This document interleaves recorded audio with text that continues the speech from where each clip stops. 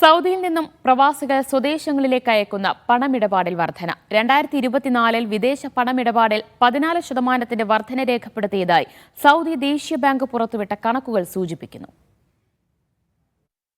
Saudi ദേശീയ ബാങ്കായ സാമ പുറത്തുവിട്ട കണക്കുകളിലാണ് പ്രവാസികളുടെ പണമിടപാടിലെ വർധനവ് വ്യക്തമാക്കുന്നത്.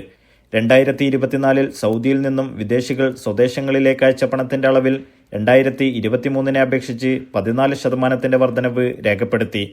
14,420 കോടി റിയാലാണ് കഴിഞ്ഞ വർഷം സൗദിയിൽ നിന്നും വിദേശങ്ങളിലേക്ക് ഒഴുകിയത്. 2023 ഇത് 12,680 കോടി റിയാലായിരുന്നിടത്താണ് 1,740 കോടിയുടെ വർധനവ്. 2021 ശേഷമുള്ള ഏറ്റവും ഉയർന്ന പണമിടപാട് നിരക്ക് കൂടിയാണ് ഇത്. ഡിസംബറിലാണ് ഏറ്റവും ഉയർന്ന നിരക്ക് രേഖപ്പെടുത്തിയത്, 1,400 കോടി. രാജ്യത്ത് പ്രവാസികളുടെ എണ്ണത്തിൽ ഉണ്ടായ വർധനവും ഡോളറിന്റെ മൂല്യത്തിലുണ്ടായ വർധനവും ഇടപാട് ഉയരാൻ ഇടയാക്കി.